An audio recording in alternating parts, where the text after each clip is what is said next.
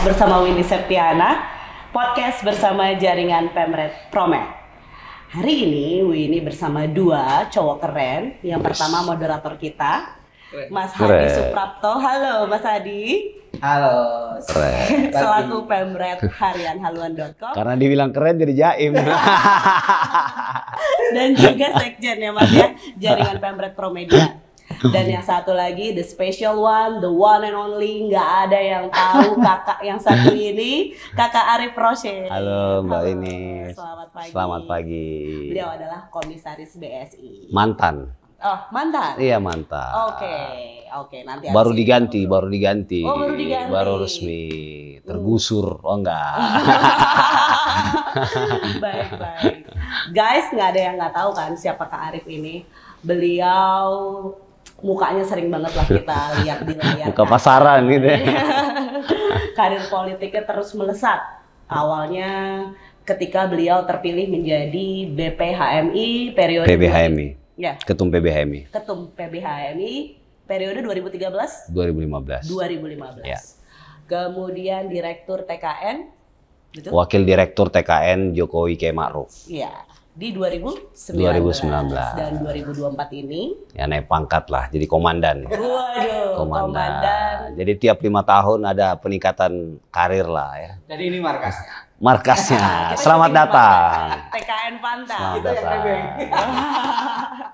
Nah, kira-kira gimana sih Mas Arif ini pandangannya untuk politisi muda di era Prabowo Gibran ke depan yang akan dilantik Oktober 2024. Nah, yang udah penasaran pasti Mas Hadi. Kayak mukanya udah mau nanya banget nih. Mas Hadi mau nanya apa sama Kak Arif? Karena dibilang keren jadi agak ini. Iya. Agak grogi. Bajunya udah. Gimana?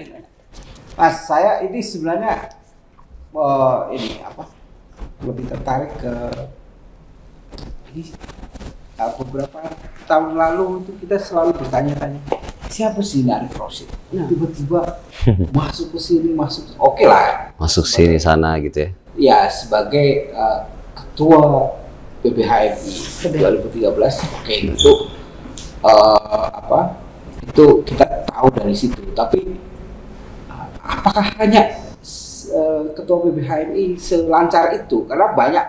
Ketua HMI kan 2 tahun sekali kan pemilihan kan. Ya. Tidak semua ketua itu bisa eksis.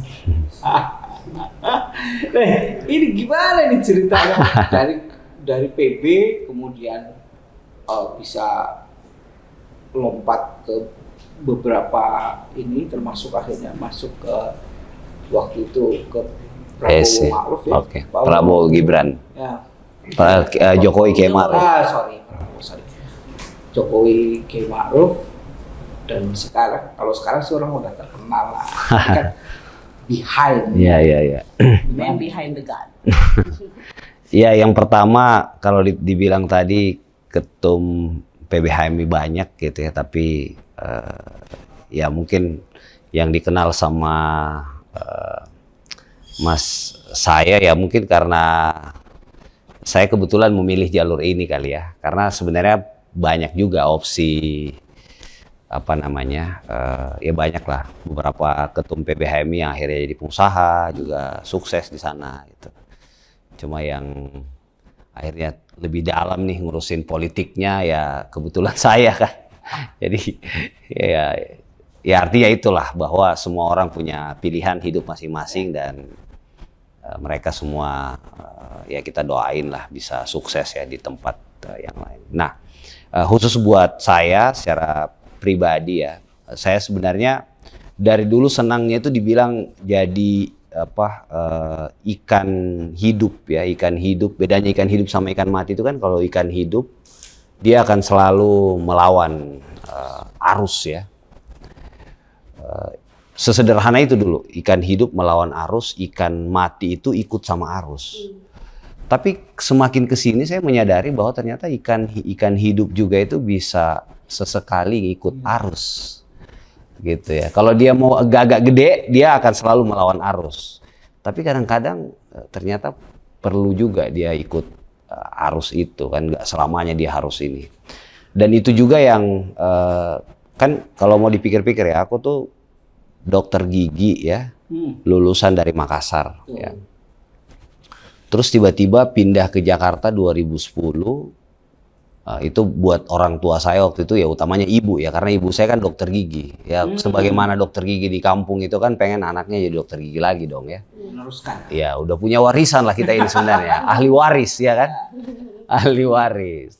Ahli waris itu gedung sama pasien-pasiennya kan. Betul, betul, betul. Jadi kalau mau hidup enak sih ya jadi dokter aja waktu itu. Cuma 2010 saya diminta jadi pengurus besar HMI waktu itu. Jadi saya pindah lah. Ya orang tua ibu saya utamanya nangis-nangis karena dia tanda kutip kehilangan ahli waris gitu ya.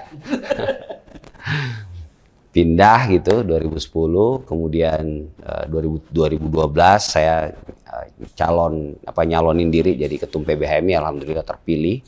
Di kongres yang tidak juga mudah karena kongres waktu itu saya lawan incumbent, situasi HMI-nya waktu itu pecah 3. Jadi kandidatnya banyak ya.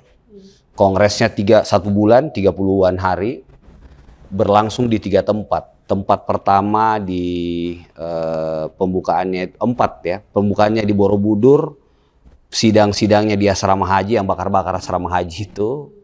Kemudian pindah ke Geraha Insan Cita di Depok, terakhir di gedung di Ragunan. Kalau nggak selesai di Ragunan pindah ke kebun binatang. Karena 4 kali gitu. Jadi kemudian setelah itu saya kuliah S2, saya kebijakan kesehatan S3. Jadi sebenarnya kalau pendidikan ya saya kesehatan. Gitu. Tapi akhirnya ditugasin jadi wakil direktur TKN waktu itu sama Bang Bahlil gitu, sama Pak Erik, sama Bang Rosan. Kemudian setelah itu setelah selesai diminta jadi komisaris di Bank Syariah, kan sama sekali dunia yang berbeda kan. Jadi diminta lah saya ikut tes 3 kali, manajemen resiko 2 kali, tes syariah 1 kali, sama fit and proper test di OJK. Alhamdulillah agak botak juga belajarnya, tapi alhamdulillah lulus juga. Gitu. Bisa jadi ini juga ya, ekonom. Ya waktu itu saya perlu juga belajar dan saya banyak tulisan saya juga akhirnya tentang ekonomi dan keuangan ya, lebih spesifik tentang syariah. Dan saya dianugerahi waktu itu 2 tahun saya jadi komisaris di Bank Syariah. Saya akhirnya dianugerahi tokoh penggerak ekonomi syariah oleh Bank Indonesia. Waktu itu di pertemuan tahunannya BI. Jadi alhamdulillah lah. Jadi setiap dikasih amanah kita bisa menjalankan dengan baik dan juga tidak malu-maluin lah gitu. Dan makanya tadi ditanya seperti apa ya, mungkin karena ya kita buat yang terbaik lah. Dan dulu kan guru SD kita selalu bilang rajin belajar dan rajin menabung. Jadi alhamdulillah lah. Nggak rajin berorganisasi. Belajar. Ya belajar di organisasi. Oke, apa itu yang diartikan sebagai hijrah? Saya baca ada satu artikel menarik ini di ARH. Kayak, beliau ini pengen hijrah dari seorang dokter menjadi aktivis. Apa ini yang dimaksud? Iya kan, hijrah itu kan selalu ditandai dari berpindah dari keadaan yang baik ke sesuatu yang lebih baik, dari yang buruk ke baik gitu. Jadi selalu ke sesuatu yang lebih baik lah ya. Termasuk waktu saya pindah dari Makassar ke Jakarta ini kan hijrah juga kan. Jadi saya tinggalkan, mungkin kalau anak zaman now sekarang bilang keluar dari zona nyaman. Ya. Yeah. Karena zona nyaman itu mematikan. Ya, dulu saya belajar itu teori kodok dalam apa itu? Dalam wajan itu kan, ya kan, diam tiba-tiba dinaikin suhu, matilah dia tiba-tiba. Itu yang mematikan. Dan ngomong-ngomong hijrah, ini sebenarnya pakai peci udah lama ya. Jadi ini dulu aja nih ya. Ya. Mas Adi kenapa fokusnya ke peci sih? Ini ada sesuatu yang unik. Okay. Anak muda mau kemana-mana pakai peci itu nggak gampang loh. Iya. Istri saya itu pernah ketemu beliau. Istri ya? Di Grand Indonesia. Dia bilang, ayah tadi saya ketemu Bang Arif Rusdi. Dia pakai peci Oke. Di mall. di mall. Lagi nganterin anak. Nggak bawa proposal biasanya. Saya nggak tahu. Nggak, biasanya kan orang pakai peci itu Identik. identik ya. Makanya pakai Bawa biru proposal. langit. Pakai Pakainya baju biru langit. Oh. Oh, oke gas. Iya. Dan itu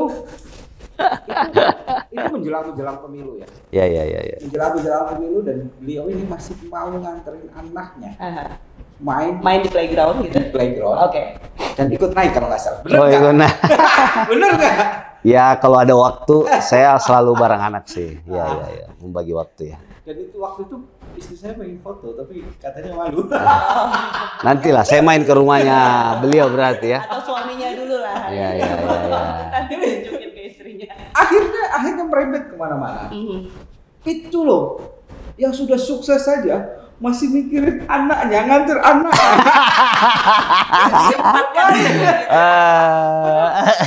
Menjelang pemilu loh. Oh iya. Kalau nggak salah bulan-bulan akhir Januari atau awal Februari itu. Iya. Itu sebenarnya kan waktu yang sangat luar biasa ya. Iya. Padat-padatnya ya. Dan beliau masih betul nggak sih sebenarnya? Betul. Apa jangan-jangan salah? Iya, Kak. Jadi ya sesempit apapun waktu, kalau ada waktu ya tadi ya sesempit apapun itu ya selalu luangkan waktu buat keluarga lah. Apalagi anak saya 4 laki semua. Wah, luar biasa. Gitu. Itu kalau saya nggak ngurusin kecil, gedenya ditonjokin saya. Oh iya benar. Gitu. Jadi ya bagi saya satu kesuksesan juga tuh kalau kita ngurus sesuatu yang lebih kecil sukses gitu ya. Ya mudah-mudahan sesuatu yang lebih besarnya bisa lebih sukses. Amin. Gitu. Makanya kan keluarga ini kan miniatur sesuatu yang besar itu ya. Jadi ya saya sebisa mungkin ada waktu luang, sejam 2 jam, kadang-kadang janjiannya di mall gitu ya. Janjian di mall atau misalnya saya ada meeting ketemu orang di mall, lagi cari suara nih di mall gitu kan. Nah, ada waktu-waktu jeda 1-2 jam aku minta istri ajak anak-anak. Gitu. Aku tahu fokusnya sih. Cari suara di mall. Iya kan biasanya kan ketemu orang, iya dia pas lagi orang partai atau relawan yang mau pindah waktu itu kan. Oke. Iya kan. Mau pindah ke 02, 01, 03 kan kadang-kadang kita mesti menyesuaikan kan. Iya. Bang di mana? Di mall. Ini. Oh ya udah saya datang. Nah, makanya ada beberapa yang akhirnya pindah kan dukungan di sini. Ya. Nah, mungkin itu lobbynya di mall. Gitu. Sorry. Suasana dingin ya kan. Makan enak. Pecinya nih. Oh, peci. Mas Adi kan nanya peci. Iya. Ini kaitan sama mall tadi karena istri saya langsung langsung ya notice ya. Muda, pakai peci itu nggak banyak. Ya sebenarnya kalau pakai peci dari dulu kan ya, kalau di kampung itu sholat pakai peci gitu. Tapi sewaktu-waktu ya kan.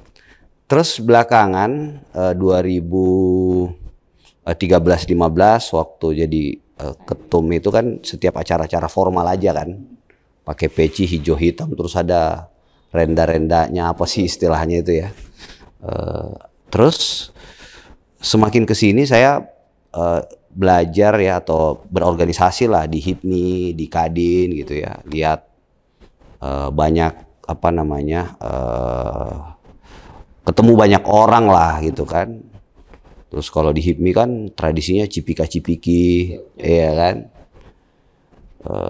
Terus dengan teman-teman yang lain lah, ya itu sah-sah juga gitu bagi sebagian yang lain. Nah cuma dari situ saya belajar bahwa ternyata kita kadang-kadang butuh sesuatu di luar diri kita untuk ngontrol diri itu gitu. Jadi dari situ saya bilang kayaknya pakai peci ini menarik juga itu. Dan kan sebenarnya peci ini Bung Karno itu pakai peci di forum-forum internasional ya.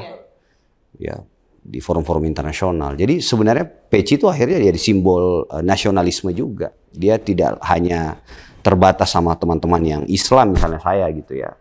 Jadi akhirnya multidimensi. Jadi setelah itu ada juga spiritualnya sedikit buat jaga-jaga diri gitu ya. Ada juga yang apa namanya, merasa nasionalismenya itu penting ditonjolkan gitu. Sebab lainnya banyak juga konsekuensinya kan, akhirnya dianggap tadi ya old school gitu ya. Kadang-kadang ini forumnya misalnya di mall, ini emang ada pengajian di sini, ya ada yang gitu-gitu. Tapi ya seiring berjalan waktu saya jadi biasa.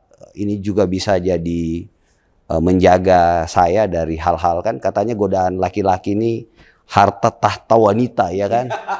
Jadi mudah-mudahan wanitanya bisa membatasi ya kan. Kan ada itunya. Jadi orang yang mau cipika-cipika jadi ini perlu nggak ini cipika-cipiki ya kan? Soalnya pakai peci. Tapi saya itu sudah 3 bulanan. Ini misalnya saya jalan-jalan malam-malam pakai peci, soalnya ke kantor ya. Ke kantor saya belum pede. Pernah saya meeting di Promedia pakai peci itu semua pada bersorak-sorak. Iya. Dikasih Al-Quran nggak? Reaksi ya. Al-Quran sih. Nanti suruh baca kitab.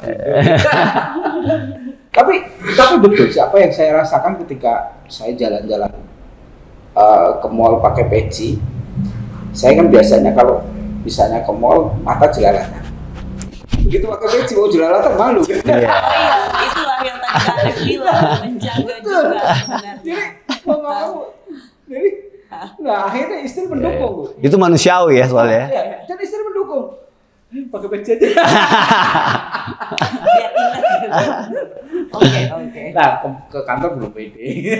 Oh belum pede. Kak Arif ini penasaran nih, boleh ya? Kak Arif ini namanya digadang-gadang masuk ke dalam kabinet Prabowo Gibran. Respon Kak Arif terhadap ini gimana?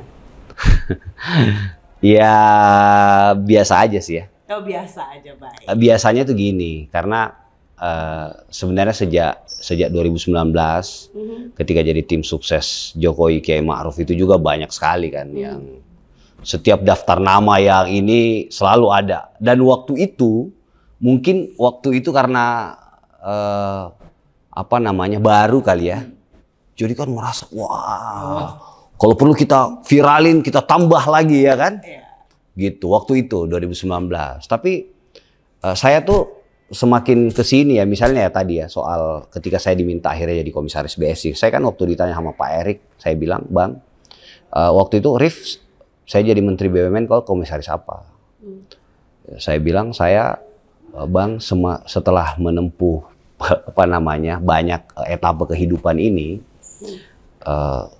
mungkin kasih saya ruang yang saya bisa punya banyak manfaat buat orang lain. Waktu itu ditanya, manfaat itu maksudnya apa? Ya salah satunya teman saya banyak di daerah-daerah. Gimana biar saya bisa mengakses atau saya biar bisa ketemu nih sama kawan-kawan saya dan saya bisa kasih manfaat buat mereka. Waktu itu Pak Erik langsung nyambung bilang, oh kalau gitu yang cabangnya banyak ya. Iya, mungkin salah satu indikatornya itu. Wah, cabang banyak itu cuma pilihannya cuma bank, Himbara, Rif, dan yang kedua PT Pos. Ya, Himbara kamu nggak punya pengalaman, latar belakangmu kesehatan dan lain-lain. Terus PT Pos masih rugi gitu. Jadi ya buat kemana-mana kan akan membebani juga gitu ya. Akhirnya 1 bulan setelah itu Pak Erik nelfon, Rif kita udah rapat kamu untuk sementara di Bank Syariah Mandiri waktu itu. Oh, BSM belum merger kan. Di anak perusahaan dulu. Oh ya saya bilang saya dimanapun Bang, karena bagi saya berkhidmat gitu ya atau berkontribusi atau bermanfaat buat orang lain itu jauh lebih berarti gitu. Nah dari situ ketika jadi komisaris BSM kemudian akhirnya merger BSI kan jadi gede kan. Jadi untungnya sekarang terakhir itu 5,9 triliun, 5, sekian triliun lah gitu. Ya gajinya ratusan juta juga lah ya, tantimnya miliaran ya kan. Kemudian akhirnya saya mundur jadi, itu kan juga karena ya jadi tanggung jawab saya juga kan untuk melanjutkan apa yang sudah diletakkan oleh Pak Jokowi dan pengen memenangkan Pak Prabowo dan Mas Gibran ya. Karena Pak Prabowo figur yang saya kira orang senior yang memberi ruang buat anak muda itu ada tapi tidak banyak di Indonesia ini, dan figur anak mudanya Mas Gibran ini sesuatu yang saya perjuangkan sejak 14 tahun yang lalu lah. bagaimana mendorong bonus demografi dan pembangunan kepemudaan. Nah, dari perjalanan demi perjalanan itu, saya akhirnya tidak lagi punya banyak ekspektasi ya. Saya bermimpi seperti ini saja itu kan udah jauh sekali kan. Saya dulu mimpinya jadi dokter, jadi apa, terus tiba-tiba jadi seperti ini. Jadi bermimpi untuk jadi jadi kabinet aja saya ya nggak berani lah gitu ya.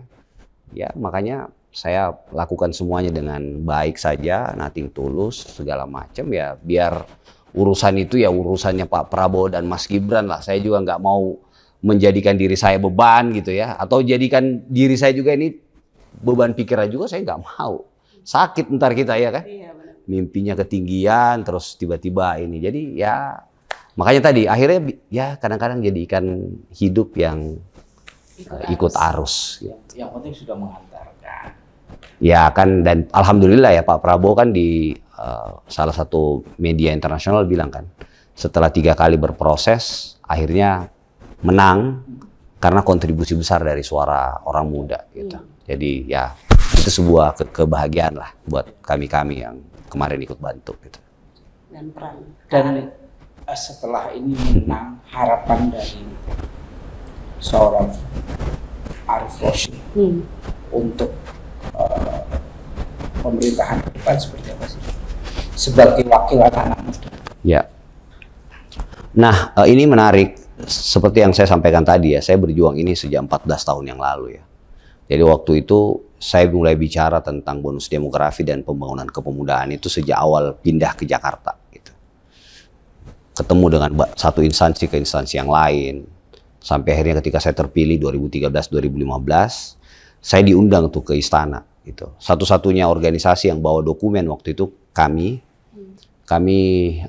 nyodorin waktu itu bagaimana agar kebijakan pembangunan kepemudaan itu bisa lintas sektor.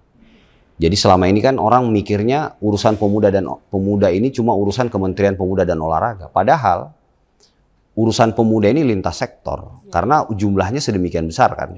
56 sekian persen lah gitu kalau kita mau tarik milenial ke bawah ya. Nah artinya apa? Mendekati orang muda ini tidak lagi menjadi beban satu pihak di Kementerian Pemuda dan Olahraga misalnya atau di Dinas Pemuda dan Olahraga, tapi ini harus menjadi tanggung jawab bersama nih. Karena jumlah semakin besar, kalau tidak kita kanalisasi, itulah bonus demografi itu akan menjadi the window of disaster kan. Dia tidak menjadi the window of opportunity. Makanya ketika Pak Prabowo menggandeng Mas Gibran gitu ya, Raka Buming Raka, bagi saya ini adalah kesempatan untuk memperluas ruang buat orang-orang muda ini bisa berkontribusi buat bangsa dan negaranya. Karena tadi 50% sudah sedemikian banyak jumlahnya, kalau tidak ada representasinya, maka kebijakan-kebijakan itu juga tidak akan bisa berpihak tanda kutip kepada orang muda.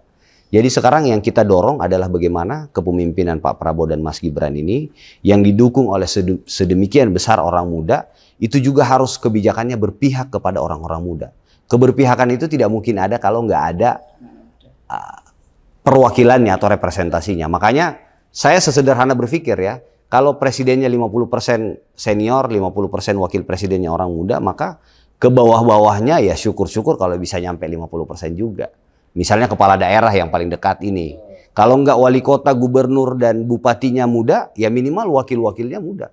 Gitu. Nice. Duta besarnya misalnya yang senior-senior, minimal nanti wakil-wakilnya juga muda. Atau bahkan duta besarnya dipilih.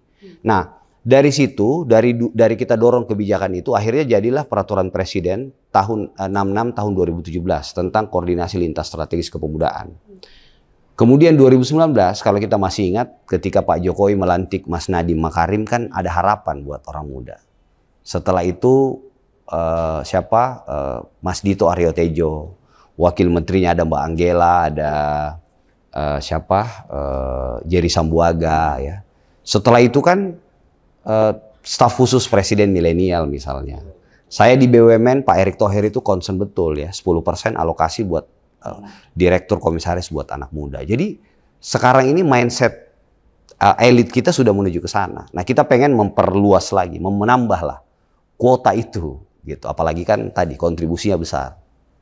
Gitu. Jadi ya mudah-mudahan kepemimpinan Prabowo Mas Gibran ini, kalau dulu Pak SBY kan pro pur, pro growth dan apa tuh? Nah, ini mudah-mudahan ada pro youth ya. Jadi kepemimpinan atau pemerintahan yang berpihak kepada orang muda. Nah ini anak-anak muda, terutama untuk yang kuliah, itu menurut Bang ARH, apa sih yang harus dilakukan supaya bisa ikut memanfaatkan bonus demografi itu? Karena selama ini kan kalau kita lihat ya tidak sedikit juga orang-orang yang hanya leha-leha scroll TikTok berjam-jam, mager. Ya betul. Nah ini seperti apa nanti kira-kira anak-anak muda yang bisa? Ya, jadi memang kalau kita lihat di survei Kompas terakhir itu kan dari tahun sebelumnya 22% lulusan kuliah dan SMK itu bisa diterima ke lapangan kerja, ini cuma 22% loh. Jadi dari 100 orang yang lulus, cuma 22 orang yang diterima kerja. Nah ternyata tahun kemarin 2022-2023 itu tinggal 13% loh. Ya, turun ya. Gitu, semakin turun. Jadi artinya apa? Memang jumlah besar kalau tidak berhasil kita maintain ini akan menjadi tadi the window of disaster. Kita nggak akan dapat peluang bonus demografi sebagaimana momentum ya yang datang sekali dalam seumur hidup bangsa ini. Sehingga menurut saya anak-anak muda yang pertama ya tentu harus belajar dimanapun dia berada ya. Kan dulu kita diajarin tuh semua sekolah, semua tempat adalah sekolah, semua orang adalah guru ya. Jadi belajar dimanapun, oleh siapapun, kapanpun gitu ya, dengan beragam. Tentu belajar itu mengambil kebaikannya dan meninggalkan keburukannya ya. Banyak juga orang yang belajar semua ditelan mentah-mentah ya. Jadi baik buruknya semua ditelan gitu, nggak boleh juga. Kita harus pandai memilah. Yang kedua saya kira yang paling penting juga adalah bagaimana membuka atau memperluas jaringan seluas-luasnya. Karena saya di titik ini merasa betul bahwa jaringan itu segalanya. Makanya waktu begitu hijrah ke Jakarta, saya punya satu catatan yang tidak pernah saya lupa bahwa saya harus ketemu 10-15 orang berbeda setiap hari. Jadi bayangkan Jakarta yang macet ini, waktu itu belum ada Gojek gitu ya, harus ketemu 10-15 orang tiap hari. Gitu. Itu di things to do list gitu? Betul. Wow. Jadi itu, jadi ketemu segala macam. Nah jaringan, akhirnya setelah membuka jaringan, yang terakhir mungkin yang penting juga buat anak-anak muda itu kita harus selalu menanam kebaikan sebanyak-banyak dan seluas-luasnya. Karena menanam kebaikan ini kita juga yang pasti akan menuai itu. Nice. Gitu. Jadi ya menurutku 3 hal itu ya. Jadi belajar, yang kedua memperluas silaturahim ya atau membuka jaringan. Yang ketiga ya kita perlu menanam semakin banyak kebaikan. Karena seperti saya ini, akhirnya saya lamar kerja itu nggak pernah pakai ijazah kan. Bahkan dilamar gitu, mau ini mau itu. Setelah saya selesai kemarin mundur jadi komisaris kan, tawaran itu datang lagi, tawaran dari sini dari sana. Jadi cukup dari namanya. Bukan ya dari klinik. apa? Bukan dari klinik kan? Ah itu kalau itu lain lagi tuh usaha. Jadi orang hampir tiap hari datang ke sini pengen kerjasama usaha sama kita. Jadi ya alhamdulillah lah. Wow, luar biasa. Sebagai kaum muda nih, padahal udah gak muda itu lagi. sebenarnya catatan terakhir itu yang paling menarik. Iya. Karena betul anak-anak muda sekarang ini kadang-kadang kurang Agak khawatir gitu ya. Kalau saya berbuat baik nanti dampaknya buat orang lain. Padahal nggak ada itu. Kita yang nanam, kita yang tua. Overthinking sendiri sih mereka biasa. Overthinking. Gensi banget ini. Jaringan adalah segalanya. Nice. Nah. Dapat banget nggak sih? Thank you ya. Daging. Mudah-mudahan daging semua. Ya tulang dikit ada lah, biar jadi konro. Oke, Mas Adi. Thank you. Bye. Bye dulu boleh. Oh bye.